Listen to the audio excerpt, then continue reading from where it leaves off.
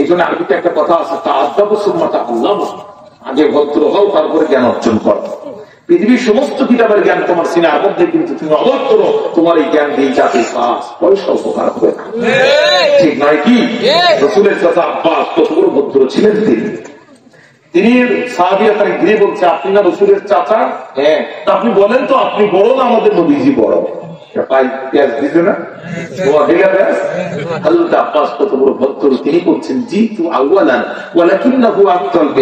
পৃথিবীতে আমি প্রথম এসেছি বটে, কিন্তু তার সাথে আমার তুলনা চলে না। সে আমার নবী, আমি তার সাহাবী, আমার সে অনেক গুণে উত্তম।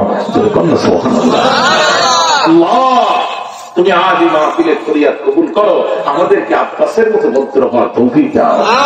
কারণ বেয়াদব মাহরুমে আজ কষ্টে বদলে বেয়াদব আল্লাহর রহমত থেকে বঞ্চিত। আপনাদের কষ্ট হচ্ছে ভাইরা? চলেন সামনে যাই, খেয়াল করেন।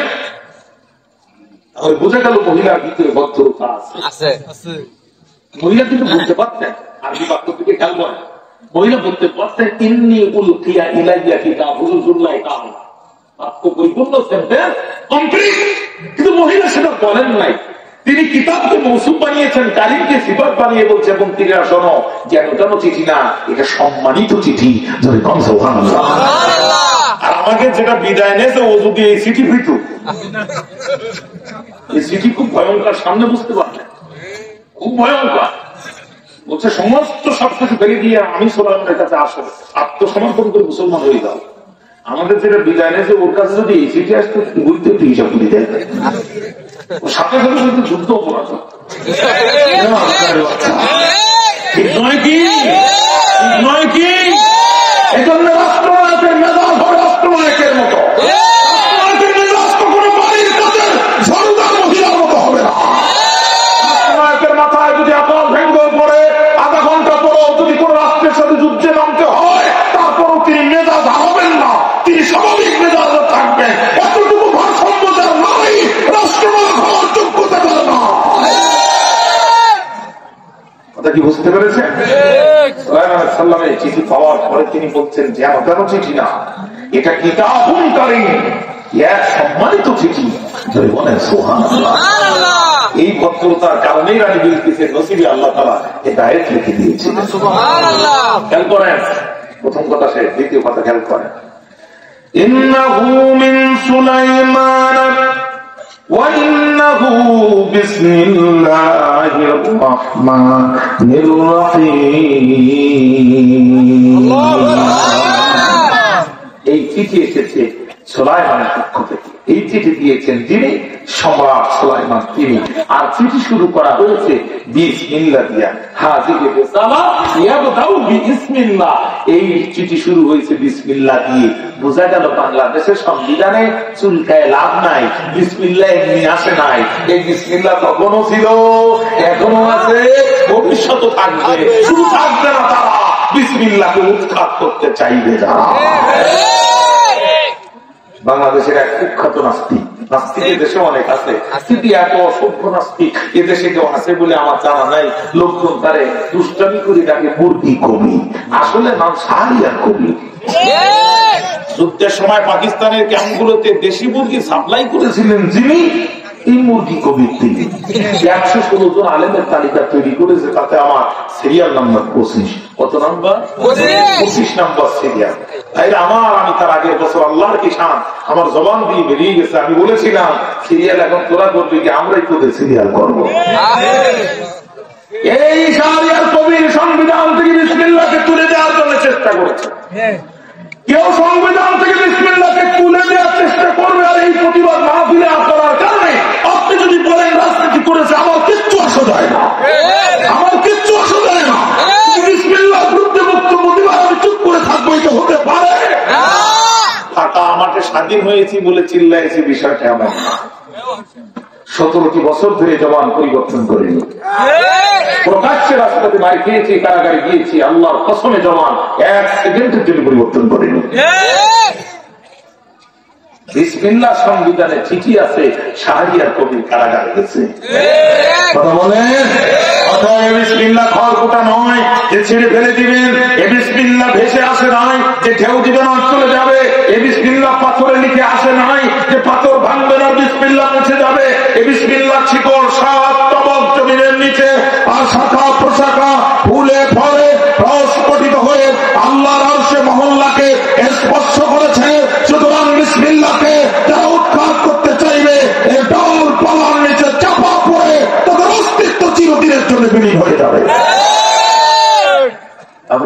কাছে একটি সম্মানিত চিঠি এসেছে। এই চিঠি দিয়েছেন যিনি সম্রাট সুলাইমান তিনি। আর এই চিঠি শুরু করা হয়েছে বিসমিল্লাহ দিয়ে। এতক্ষণ গেল চিঠির ভূমিকা, এবার চিঠির মূল বক্তব্য।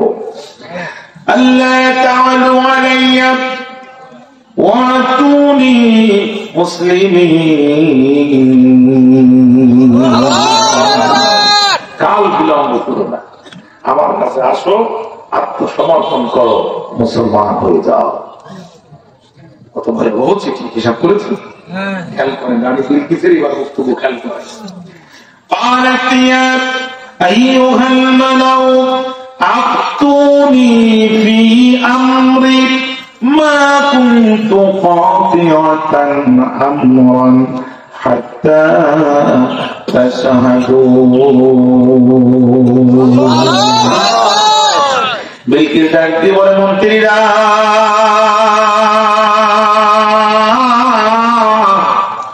বড় বিপদে পড়েছি আমি, রাষ্ট্রটা আমার কাছে বড় দামি।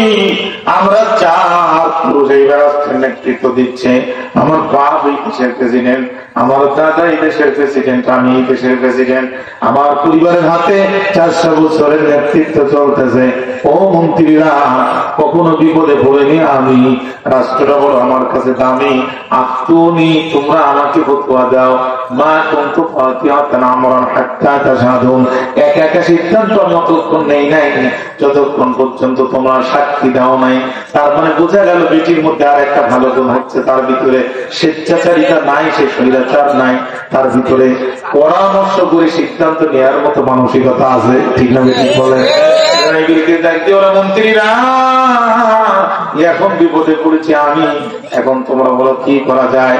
প্রধানমন্ত্রী যদি সাধারণ মন্ত্রীদের কাছে পরামর্শ চায়, সাধারণ মন্ত্রীরা আঙ্গুল তুলে কলা গাছ হয়, যেটা মিথ্যা সেটা সত্য বানায় বলে, যেটা সত্য ওটাও মিথ্যা বানায় বলে। মন্ত্রীরা তখন ডাক দিয়ে বলছে, নাহনু উলু কুওয়াতিন ওয়া উলু বাসিন শাদীদ। হয় নাই, রাজপথ ছাড়ি নাই, লড়াই চাই, লড়াই করে বাঁচতে চাই। আপনি রানী, যেখানে আমরা আছি সেখানে রানী গো, ভয় নাই, রক্ত দিয়েছি, আরো দেব, তবে আমি যাব না, লোক পাঠাবো। কথা বুঝেননি? রক্ত দিয়েছি, আরো দেব, আমি যাব না, লোক পাঠাবো। এবারে সংগ্রাম, মুক্তি সংগ্রাম, সুলাইমানের হাত থেকে রাষ্ট্র বাঁচানোর সংগ্রাম। রানী গো, চিন্তা করবেন না, নাহনু উলু কুওয়াতিন, আমাদের বড় শক্তিশালী সেনাবাহিনী আছে, জনবল আমাদের আছে। ওয়া উলু বাসিন শাদীদ, মডার্ন অস্ত্র আমাদের কাছে, ধনবলও আমাদের আছে, জনবলও আমাদের আছে। ওয়াল আমরু ইলাইকি, কিন্তু সিদ্ধান্ত আপনার কাছে। ফানজুরি মাযা তা'মালুন, আদেশ করবেন যাহা, দেখবেন তাহা। ও সুলাইমানকে বিদায় করার জন্য আমাদের রাজনৈতিক দলের ছাত্ররাই যথেষ্ট। কথা বুঝেন? আপনি টেনশন করবেন না, ও রানী, আপনার এত মন খারাপের কোন দরকার নাই। আমার মতো মন্ত্রীরা থাকতে, উন্নত ছাত্রদের সংগঠন থাকতে আপনার চিন্তা করার কোন কারণ নাই, কোন সুযোগ নাই। বিলকিস মনে মনে তোমাদের মুখের বক্তব্য আর মনের বক্তব্য এক নয়, কারণ আমার বাবার জানা যায় তোমাদের কাউরে পাওয়া যায় নাই। কথা বুঝেন নাই? আমার বাবার জানা যায় তোমাদের কাউরে পাওয়া যায় নাই।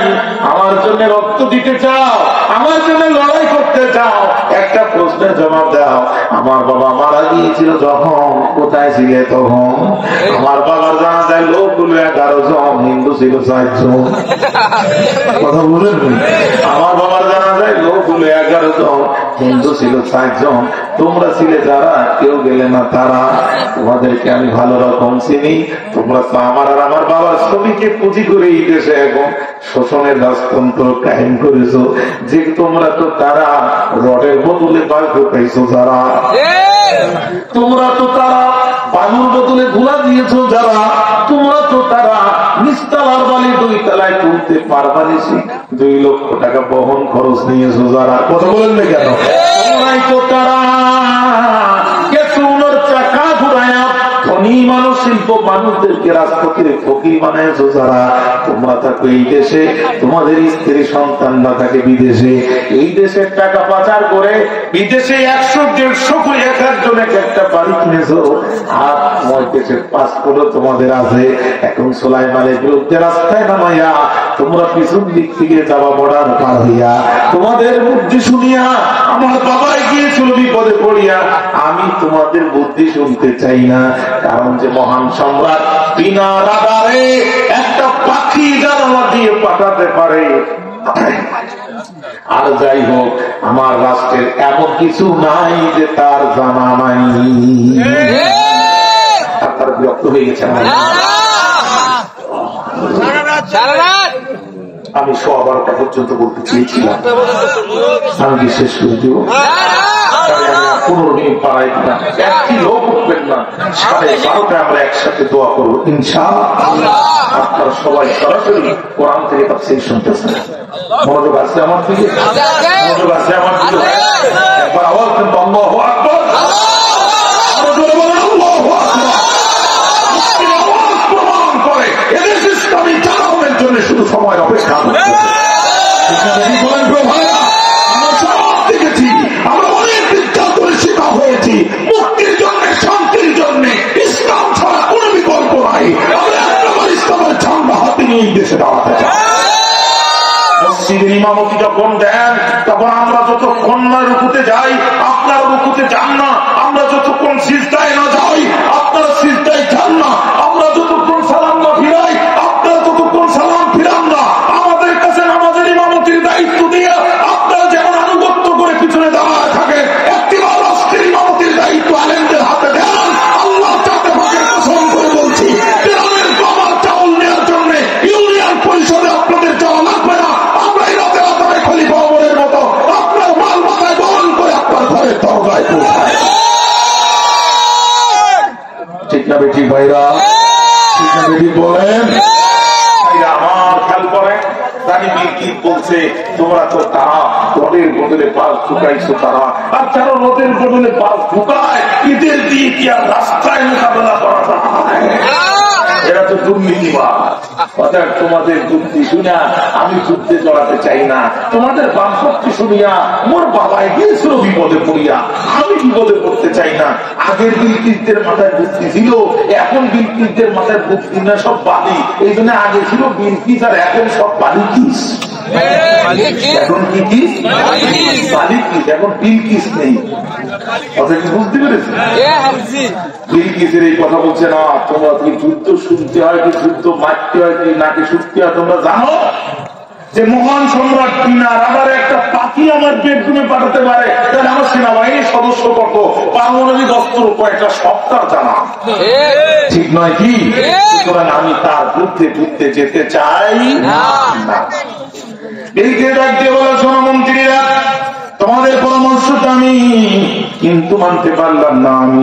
আমি তোমাদের বক্তব্য শুনেছি, এখন আমি আমার বক্তব্য দিতে চাই।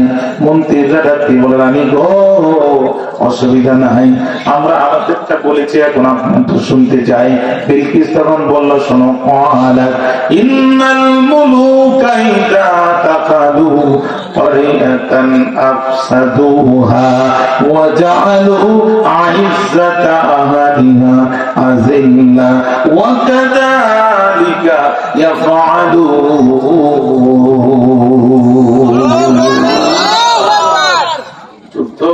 নাকে শিখতে হয় নাকি গায়ে মারতে হয় জানো? ইন্নাল মুলুকা ইযা দাখালু, যখন কোন স্বৈরাচাররা কোন রাষ্ট্রের দায়িত্ব জোর করে নেয়, কারা নেয়? স্বৈরাচার কারে বলে একটু জানার দরকার আছে না? এখানে একটা চেয়ার খালি আছে, আপনারা বললেন আপনি বসেন, আমাদের ব্রিজের টোল নেবেন, আমরা রাস্তায় গাড়ি ড্রাইভিং করবো, আপনাকে ড্রাইভিং লাইসেন্সের ফি দিব, আমরা প্রাইভেট কার চালাবো, তার ট্যাক্স টোকেন রোড পারমিশন আপনাকে দিব, বছরে একবার জমির খাজনা আপনাকে দিব, বিদেশি 60 টাকা আপনার অ্যাকাউন্টে যোগ হবে, রাস্তা ভাঙবে যেখানে ঠিক করবেন সেখানে, যেখানে দরকার দিবেন বারবার। শিক্ষকদের বেতন দিবেন, ছাত্রদের লেখাপড়া ঠিক রাখবেন, পুলিশের বেতন দিবেন, আইন শৃঙ্খলা ঠিক রাখবেন। এই চেয়ার কিন্তু আমাদের জনগণের দেয়া, আপনার কাছে আমানতের চেয়ার। 5 বছর পরে আমাদের চেয়ারটা আমাদের কাছে ফিরিয়ে দেবেন। আমরা যদি মনে করি আপনি ভালো চালিয়েছেন, তাহলে আবার চেয়ারটা আপনার কাছে ফিরিয়ে দেব। আর যদি মনে করি না না আপনি ভালো চালাতে পারেন নাই, তাহলে আর একজনকে দিব। জনগণের দেয়া আমানতের চেয়ার নেই, জনগণের দেয়া আমানতের বন্দুক শত্রুর বিরুদ্ধে ব্যবহার না করে উল্টো জনগণের ঘাড়ে তাক করে 5 বছরের জায়গায় আমানতের চেয়ার জোর করে 20 বছর ব্যবহার করে যারা স্বৈরাচার, তারা। আল্লাহ বলেন ইন্নাল মুলুকা ইযা দাখালু ক্বরিয়াতান আফসাদুহা।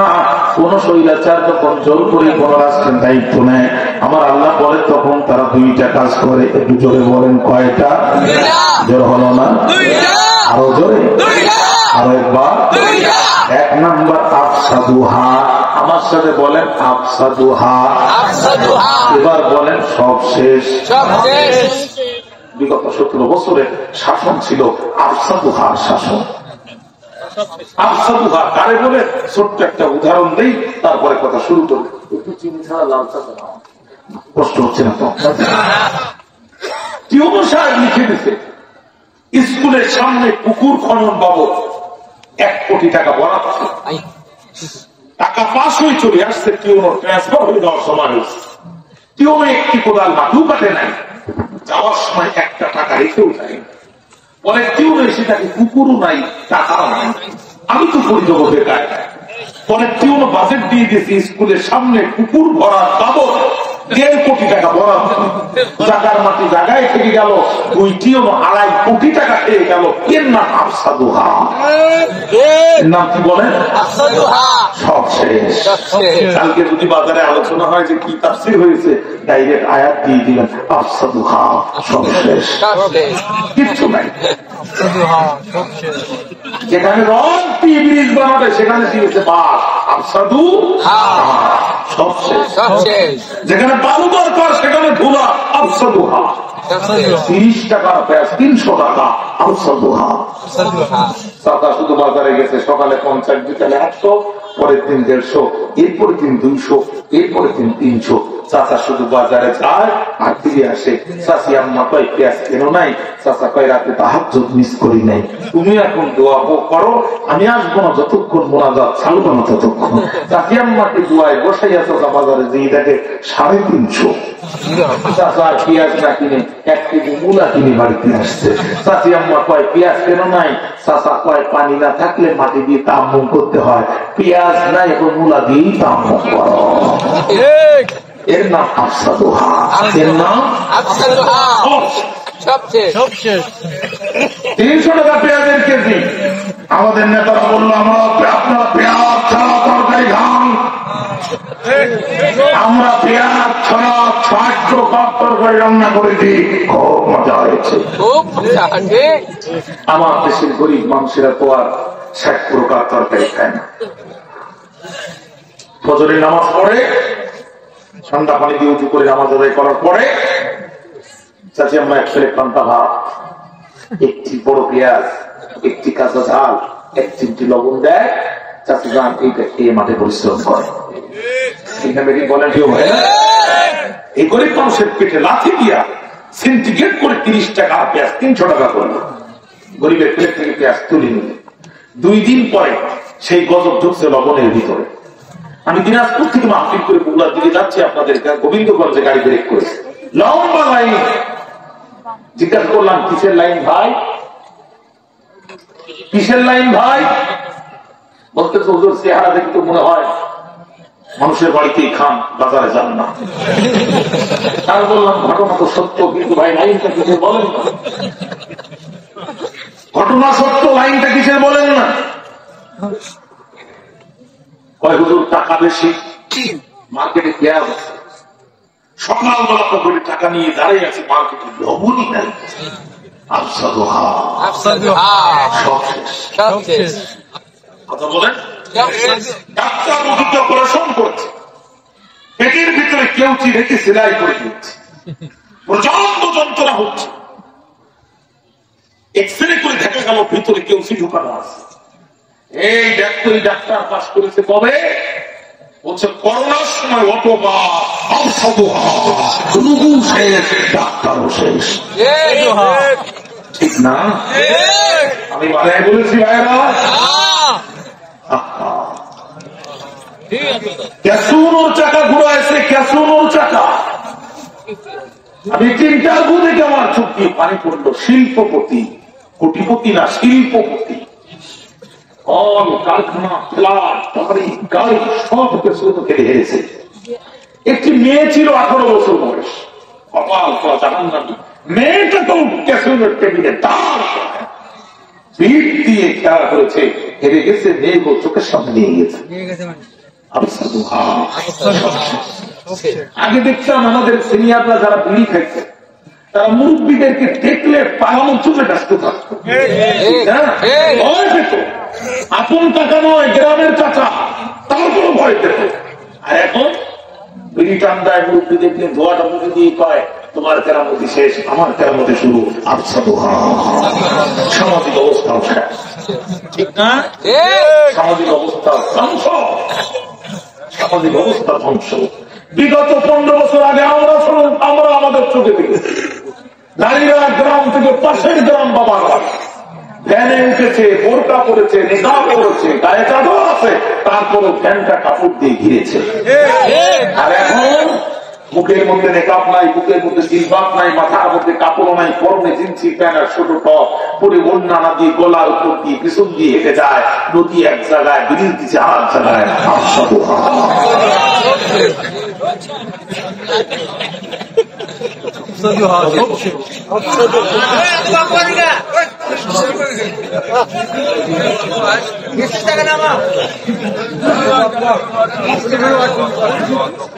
ঠিক আছে, আপনাদের কষ্ট হচ্ছে আমি বুঝতে।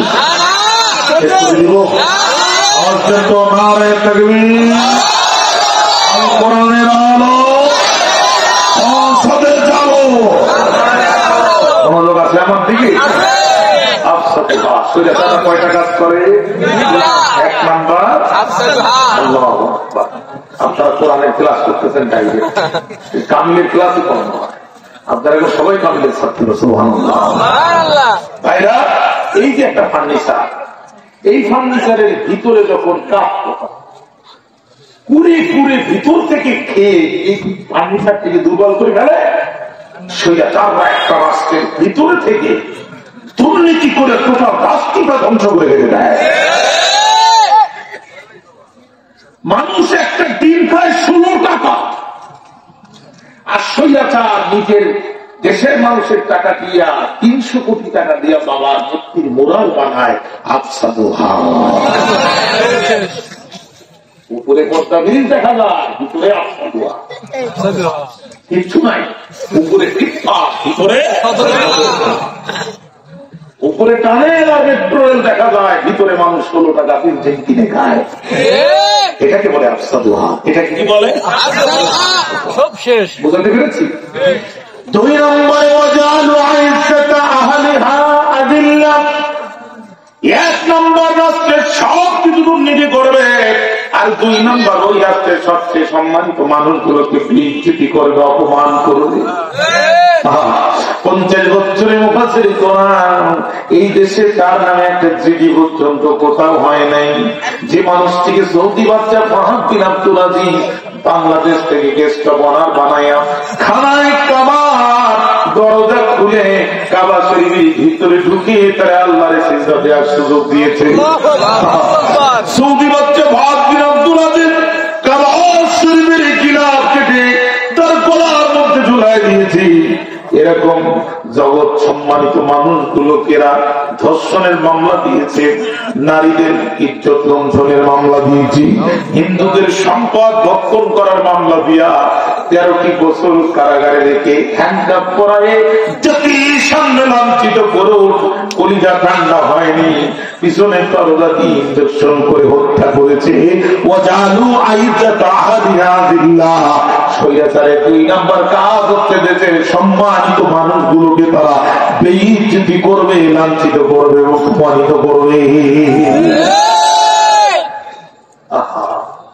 এটা স্বৈরাচারের 3য় কর্মসূচি। জামালপুরের আমার ভাই হাফেজ রমজান আলী, কোরআনের হাফেজ, হাফেজ রমজান আলী যখন বলল জমিন যার আইন চলবে তার, স্বৈরাচারের প্রেতাত্মার হাফেজ রমজান আলীকে চাপাতি দিয়ে হত্যা করে কলিজা ঠান্ডা হয়নি। বাদাম চলন্ত ট্রেন লাইনের উপরে হাফেজ রমজান আলীর মৃত দেহটা রেখে দিল। ট্রেন তার বুকের উপর দিয়ে চলে, কোরআনের হাফেজের দেহটা 3টা টুকরায় 3টা খণ্ডে খণ্ডিত হয়ে গেল। স্বৈরাচারের 2 নাম্বার কাজ হচ্ছে দেশের সম্মানিত নাগরিককে তারা লাঞ্ছিত করবে, ঠিক না? আপনার তাহাতের কথা ভুলে গেছেন, বুয়েটের মেধাবী ছাত্র, হ্যাঁ, ক্রিকেট খেলার স্টাম্প দিয়ে সর্বাত্তরে পিটিয়েছে। এক করতে সে বলছে, আই এম ভেরি কোন student, please give me a glass of water, আমি মৃত্যুর খুব কাছাকাছি, আমার 1 গ্লাস পানি দাও। একজন বলছে ওকে আরো মারা যাবে, আর একজন যে মুখের উপরে দাঁড়িয়ে প্যানের চেন টান দিয়ে মুখের ভিতরে প্রসাব করে দিয়েছে। ও প্যানের ভাইয়ের, আপনারা বলেন আপনাদের এলাকার কোন মৃত বিড়ালের মুখে কোন জীবিত বিড়াল প্রসাব করে? একটু আওয়াজ দেন। পরে কোন মৃত কুকুরের মুখে কোন জীবিত কুকুর প্রসাব করে? কোন মৃত শুয়োরের মুখে কোন জীবিত শুয়োর প্রসাব করে? বিকাশ কুকুরে করে না, বিড়ালে করে না, শুয়োরে করে না, ওই কাজ স্বৈরাচারে করে। ওয়াজআলু আইজ্জাত আহলিহা আযিল্লা وكذلك يفعلون।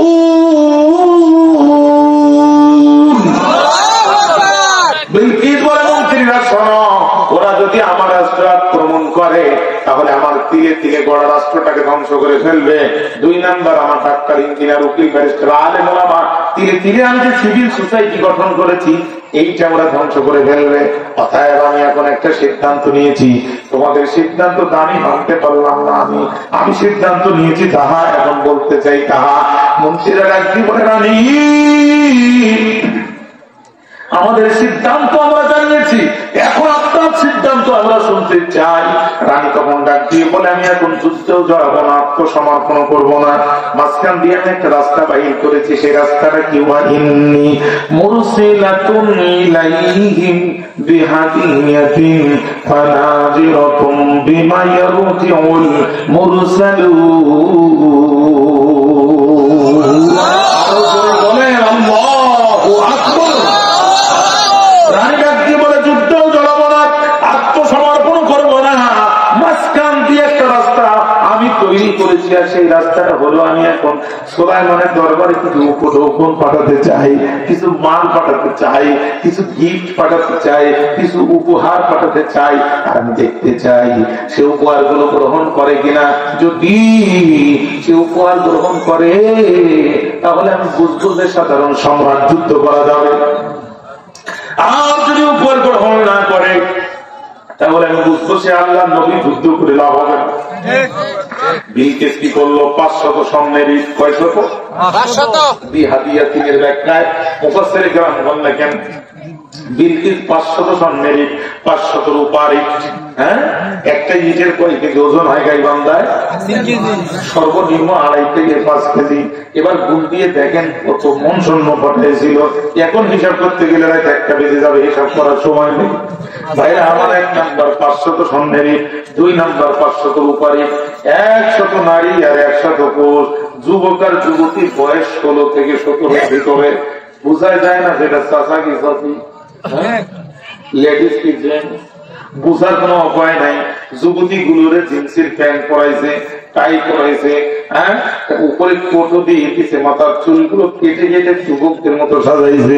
যুবকগুলোরে আমার ভাইরা সালোয়ার কামিজ পরাইছে, বোরকা পরাইছে, মহিলাদের পোশাক পরায় পাঠাই দিয়েছি। দ্রুত বড় সাংবাদিক মানুষ দৃশ্য দেখে খুব দ্রুত পায়গম্বরের কাছে দিয়ে বলছে, আল্লাহ নবী লাইন খুব খারাপ, বিষয় খুব একটা ভালো না। কই কারণ কি? ওই বিলকিস বড় বুদ্ধিমতী, বিলকিস বড় চালাক, এ যুদ্ধও চায় না, আবার আত্মসমর্পণ করতে চায় না। ওই বলো কি হুজুর, বিলকিস কি করেছে? ভাই আপনার চিঠি পাওয়ার সঙ্গে সঙ্গে বিলকিস চিঠি গুলো যখন পার্লামেন্টের অধিবেশন বসালো, তখন পার্লামেন্টের অধিবেশন বসায় বিলকিস দেরি করে নাই, দ্রুত সিদ্ধান্ত গ্রহণ করেছে। বিলকিস তার মন্ত্রিসভার মিটিং থেকে পরামর্শ নিয়ে আপনার দরবারে কিছু উপহার পাঠিয়েছে।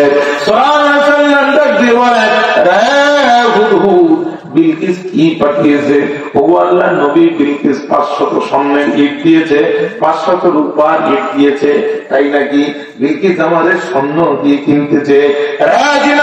কোথায় তোমরা? এই তো আমরা। দ্রুত তোমাদের ইঞ্জিনিয়ারদেরকে রাস্তায় নামাও, সব যত দূর যায় স্বর্ণ আর রূপা দিয়া ফুল লাইনের রাস্তা তোমরা বানায় দাও। এক পাশে স্বর্ণের রাস্তা আর এক পাশে রূপার রাস্তা, মাঝখানে দৃষ্টিনন্দন ফুল আর ছোট ছোট গাছগাছালি থাকবে। ভাইরা জিনিয়াদের অবস্থা তো আপনারা জানেন। আমাদের কুমিল্লার এক হুজুর এক দুটোর সময় একদিনকে ডেকে বলছে, খোকা আমার একটু মিষ্টি খাওয়ার দরকার ছিল।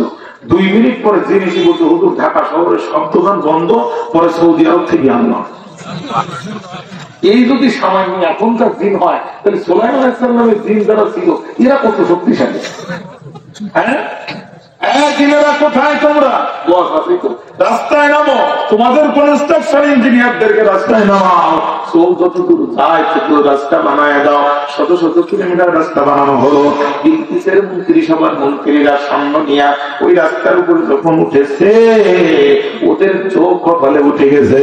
একজন আর একজনকে বলছে, ভাই খামার যাওয়ার দরকার নাই, মার যদি খেতে চাও সামনে যাও, মার যদি না খেতে চাও সামনে যেও না। ওই বিষয়টা কি? পায়ের দিকে তাকাও। 500 স্বর্ণের ইট দিয়া কিনতে চাচ্ছ কাকে? শত শত কিলোমিটার স্বর্ণ রাস্তা তৈরি করার যোগ্যতা আছে যার কাছে। এই মহান সম্রাট স্বর্ণের ইট বানায়া মেশিনের ভিতরে ঢোকাইয়া সুটকি আর কল বানাইয়া স্বর্ণের রাস্তার ঢালাই দেয়, ওই সম্রাটের কাছে 500 স্বর্ণের ইট ও ছাতা ফকিরের ভিক্ষাও নয়। আপনাদের ঘুম আসতেছে তো? বিরক্ত হয়ে গেছে না? ওই 500 স্বর্ণের ইট দিয়া ফকিরও দেবেন না। তাকে দেখো আজলা ইট পুড়িয়ে আছে, কত সময় হলো, এদের জন্য ফকিরও নেয় না। আর 500 সেই ইট নিয়ে সেই দেশের সম্রাটের কাছে যাচ্ছি, আমরা যাবো না। কিন্তু এদের মধ্যে একজন ওর বাড়ি ছিল চালাক, খুব চালাক। ওর বাড়ি ছিল আপনাদের এই গ্রামে। ও বলতো যে শোনো, এমনি বললাম, ও বলতো যে শোনো, এসেই যখন পড়েছেন খালি হাতে কেনই বা ফিরেই যাবেন, চলো যাই, তবে একটা বুদ্ধি করে যাই, মাথাটা একটু উঁচু করি, ভাবটা এমন হবে এসেছে ঠিকই, কিন্তু পায়ের নিচে কি আছে খুব একটা খেয়াল করি নাই। কথা বলছেন না?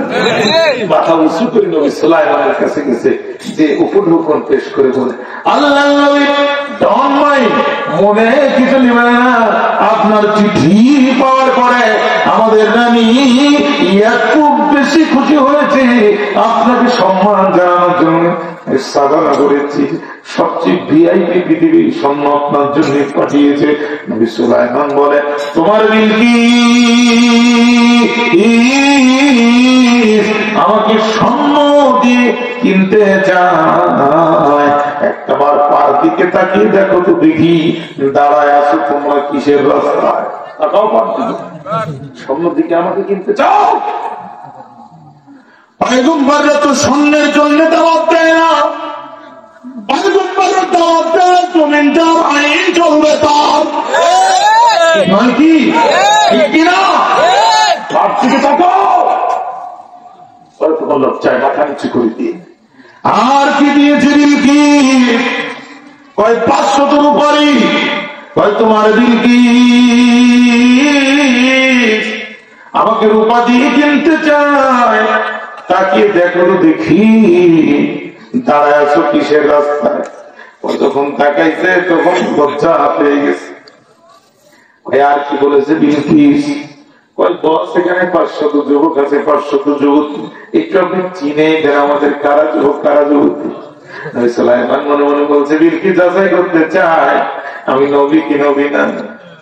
কোন কথা না, ওই যে পানি আছে ওখানে যাও, আগে ফেরে সব হাত দাও, মুখ দাও, খাবার দস্তারখানায় বসো। কিন্তু মেয়েদের একটা খাসনাত আছে, এরা যখন পানির কাছে যায় তখন কাপড় উঁচু করি ধরি টান যদি প্রধানমন্ত্রী হয় ওই পানির কাছে নিয়ে যাবেন, ও কাপড় ধরি টান মারবে। কথা কন এখন ওরা যখন পানির কাছে গেছে, নবী সুলাইমান তাকে আছে, কিছু কিছু মানুষ, কিছু কিছু ওর ভিতরে কিছু কিছু যুবক যুবতীরা আস্তে করে জিন্সের প্যান্ট করে মারলোটা বুঝে গেছে নবী সুলাইমান এইগুলো লেডিস আর বাকিগুলো জন্ডিস। আরে উপরের পোশাক পরিবর্তন করতে পেরেছে, কিন্তু ভিতরের আল্লাহ যে খাসলা দিয়েছে, বৈশিষ্ট্য দিয়েছে, এইটা তো পরিবর্তন করতে পারে নাই। পৃথিবীর সমস্ত নারীরাও যদি সমস্ত ডাক্তাররাও চেষ্টা করে, আল্লাহর কসম করে বলি একজন পুরুষকে তার নারী বানাতে পারবে না। একজন নারীর একটি অঙ্গ পুরুষের শরীরে তার স্থাপন করতে পারবে না। এই জন্য ভাইরা আমার সাবধান, আমার দেশের নারী আন্দোলনের নামে কুফুরি স্লোগান চলেছে বিগত 17 বছর। এরা বলেছে থাকবো না, বদ্ধ করে দেখবো এবার জগৎটাকে কেমন করে ঘুরছে মানুষ যুগান্তরের ঘূর্ণি পাকে। দেহ যার আমার দেহ আমার মন, তা তো কেন অন্যজন। ভাত দেয় কি স্বামীতে, ভাত দেয় ওর কামাইতে। কথা বলেন না? এরা স্লোগান। নারী পুরুষ সমান অধিকার চায়, সরকার বললে অসুবিধা নাই। রাত্রিতে সকিনা অল্প শিক্ষিত স্বামীকে জিজ্ঞেস করে, স্বামী সমান অধিকার কারে কয়? স্বামী বলে তুমিও যা আমিও তাই। তুমিও যা আমিও তাই। তুমিও যা আমিও তাই। বউ বলে কেমন করে হয়? বলে হ্যাঁ সরকার বলেছে তোমার যে অধিকার আমার সে অধিকার, তোমার আমার মধ্যে কোন ভেদাভেদ নাই, তুমিও যা আমিও তাই। সকিনা স্বল্প শিক্ষিত বলে স্বামী সরকার তো এটা বলেছে 2টার বেশি সন্তান হয়, একটা বলে ভালো হয়, তাহলে একটা আমি নিয়েছি আর একটা নেওয়া দরকার, পরেরটা নেওয়া দায়িত্ব তোমার। কথা বলে পারবে না? জোরে বলেন, জোর হলো না? বেচারা তখন বলে তা কেমনি হয়?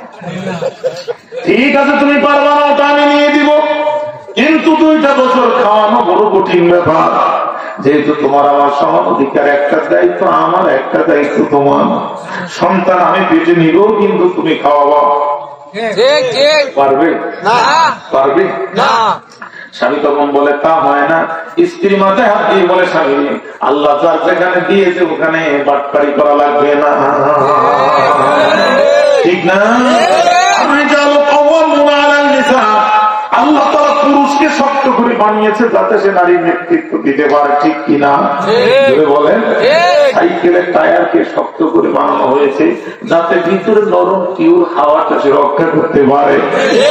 বলেন এখন যদি টিউ মিছিল করে টায়ার, ভাই তুমি থাকো বাইরে আমি থাকি ভিতরে, গরমে আমার ঠান্ডা অতিষ্ঠ হয়ে যায়, আমি একটু তোমার ভিতরে ঢুকায় নিলে বাইরে হয়ে দায়িত্ব পালন করতে চাই। এইটা টিউর আন্দোলনে যদি টায়ার ভিতরে ঢুকে টিউকে বাইরে দিয়ে দায়িত্ব পালন করে, ভাই লিক হতে হতে ওর গল্পিন কি খুঁজে পাওয়া যাবে? ধরে বলে আজ তাই হয়েছে। দেশে এত ভালো ভালো পুরুষ ডাক্তার, ইঞ্জিনিয়ার, উকিল, ব্যারিস্টার থাকছে, আমাদের পছন্দ হলো না, শেষ পর্যন্ত টায়ারকে ভিতরে ঢুকাইয়া টিউকে বাইরে নিয়ে 16 বছরের শাসন চলল।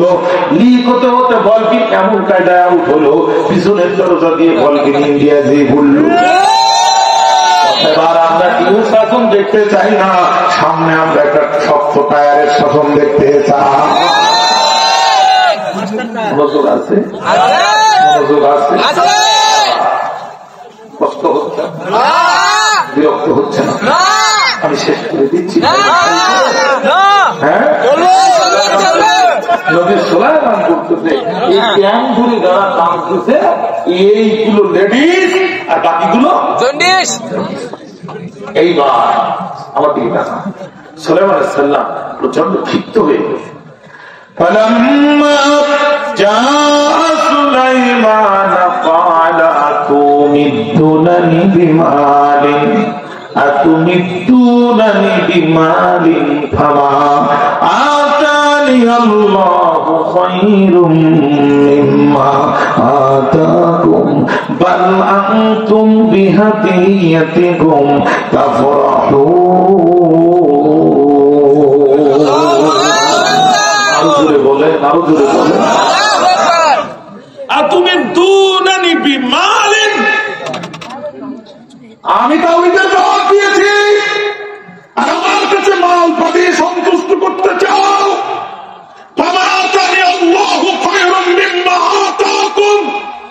আল্লাহর পক্ষ থেকে আমার কাছে যা এসেছে তোমাদের থেকে অনেক ভালো কিছু এসেছে।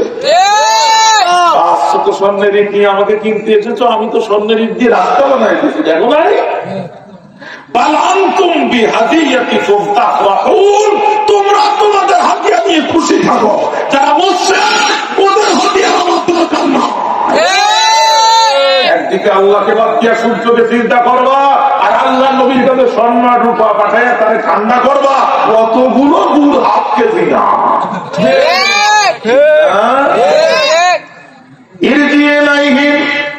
তোমরা তাদের কাছে ফিরে যাও। فلنأتينهم بجنود لا قبل لهم بها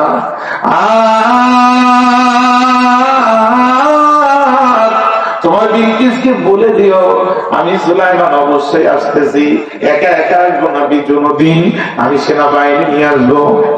বিলকিসের মন্ত্রীরা শোনো, আমার সেনাবাহিনী দুনিয়ার সেনাবাহিনীর মতো না।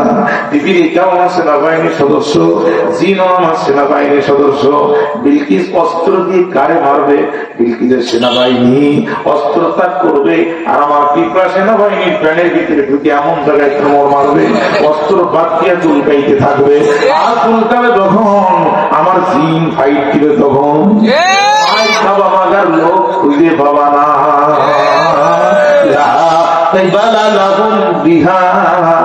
ওই সেনাবাহিনীর মোকাবেলা করার ক্ষমতা বিলকিসেরও নাই, ওর বাবারও নাই, ও 14 গোষ্ঠীরও নাই। ঠিক কিনা? বলে দিও বিলকিসকে, ওয়ালা নুখরিজান্নাহুম মিনহা আযিল্লা, খুব বেইজ্জতি করে অবশ্যই আমি বের করে দিব। ওয়াহুম সাগিরুন, মাথা নিচু করে ছোট হয়ে এলাকা ছাড়তে বাধ্য হবে। এমন হুমকি দিছে, ওরা মনে করতে যে মাইকি এখনই শুরু করে। খুব জায়গা মতো চলে আসছি, কষ্ট হচ্ছে মনে হয়? রাগ করতেছেন আপনারা? এখন ওরা বলছে তাহলে কি আমরা যাবো? বলছে হ্যাঁ তোমরা চলে যাও। ওরা দ্রুত চলে যাবে, ওরা দ্রুত চলে যাবে। এবার রানী বিলকিস 2 তলা থেকে নিচে নেমে এসে বলছে, এই তোমরা কি গেছিলা? গেছিলা তো স্বর্ণ নেয় নাই? বলছে ম্যাডাম ও দেশের ফকিরও নেয় না। বলছে রূপা নেয়নি? বলছে যেখানে স্বর্ণ নেয় না সেখানে রূপার বিল আছে। বলছে নারী পুরুষ চিনতে পারিছে? তো ও তো এক ধাক্কায় চিনেছে। শুধু বলছে পানির কাছে যাও, এত কষ্ট করে যাতে সাজালাম, শুধু ফ্যান ধরে টান মারে। বলতেছে তাহলে তোমরা এখন কি করতে চাও? ভয় নাই, আমরা আপনার সাথে নাই। এতদিন সাথে ছিলাম, সুবিধা নিয়েছিলাম, এখন আর সুবিধা নাই, আমরা আপনার সাথে নাই, কারণ আপনি আর ক্ষমতায় নাই। এখন ক্ষমতায় সুলাইমান। ওদের আপনার কথা শুনে বোকা যারা মিছিল করবে তারা, আর মিছিল করবে যারা চরম পিটানি খাবে তারা। আমরা আপনার মিছিলও করবো না, মাইও আর খাবো না। তো কি করতে চাও? আপনি থাকেন, অন্তত আমরা যদি স্যারেন্ডার করি জানটা বাঁচাই। বিলকিস বলে সৈন্যবাহিনী বুঝাও, খুব দ্রুত বুঝাও। সূর্য অস্তমিত হয়ে যাওয়ার পূর্বেই আমি আমার সব বাহিনী নিয়ে সুলাইমানের কাছে আত্মসমর্পণ করতে চাই। আমরা যেমন লাইন ধরে বসে আছি, সুলাইমান সালামের মন্ত্রী পরিষদ কিভাবে লাইন ধরে বসে, এখানে হুদুদ পাখি, এখানে জিনের সর্দার, ওখানে টিপিলিকার সর্দার। নবী সাল্লাল্লাহু আলাইহি ওয়াসাল্লাম নিজে লাইন ধরে বসা।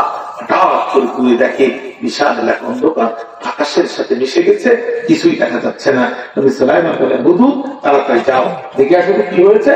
হুদুদ দৌড়ায় গেল, স্পিরিট নিয়ে ফিরে আসলো। পয়গম্বর কাহিনী তো ঘটেছে। কি বিলকিস তার সমস্ত বাহিনী রওনা দিয়েছে, আপনাকে যাত্রা সমর্পণ করবে। এবং বাহিনীর সদস্য এত বেশি, এদের ঘোড়ার খুরের পায়ের বালুতে গোটা এলাকা অন্ধকার হয়ে গিয়েছে। বাইরে আমার নবী তখন সুলাইমান কি বললেন? কষ্ট হচ্ছে আপনাদের? قال يا أيها الملأ أيكم يأتيني بعرشها قبل أن يأتوني مسلمين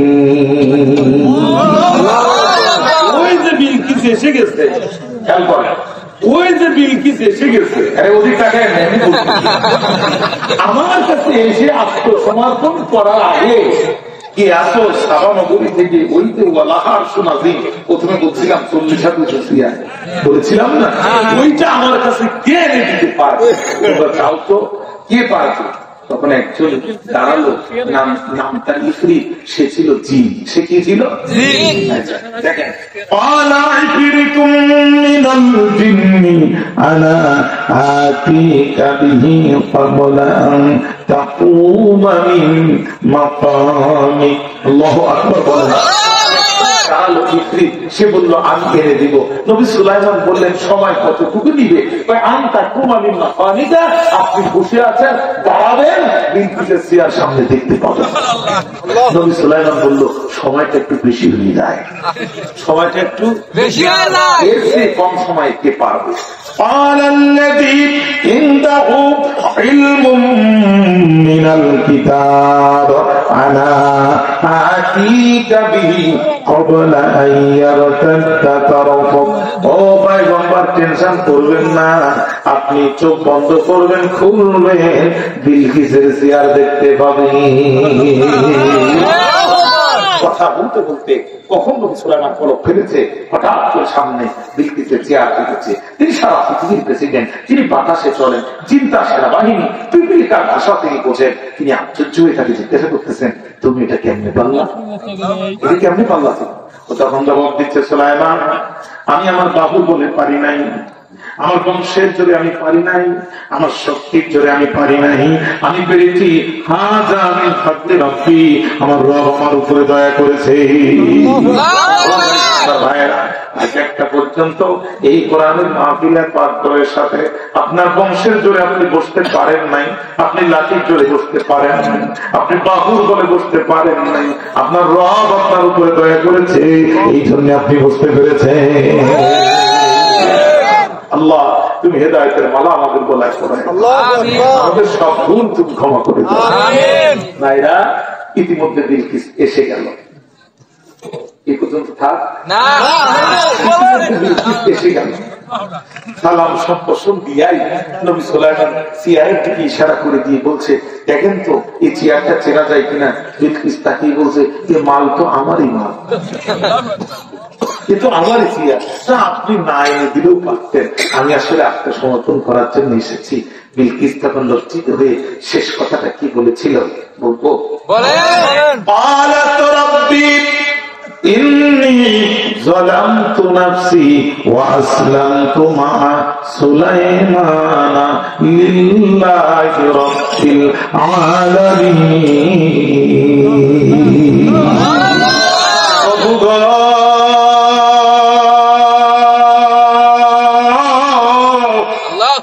তোমার ইবাদত না করে সূর্যের ইবাদত করে বড় জুলুম করেছি আমি আমার নফসের উপরে আমি আজ কথা দিলাম এই মাথা তোমার কাছে এছাড়া পৃথিবী কারোর কাছে নত হবে না তোমার ইবাদত ছাড়া কারোর ইবাদত করবো না ও আসলাম তুই এখন আমি আত্মসমর্পণ করছি মা সুলাইমানের সাথে লিল্লাহি রাব্বিল আলামিন রব্বুল আলামিনের কাছে আজকে আমরা দু হাত উঁচু করে বলতে পারি আল্লাহ যা করছি তা করছি আজ থেকে তোমাকে আত্মসমর্পণ করলাম কারা কারা এটা দুটো হাত তোলেন আল্লাহ এই দুটো হাত দিয়া ইসলামের বিরুদ্ধে কোন কাজ তুমি আমাদের দিয়া করায়ও না আল্লাহ তুমি আমাদেরকে মাফ করে দাও এই দুটো হাত ইসলামের পক্ষে তুমি কবুল করো এইবারে হাত দুটো সরাসরি যে পকেটে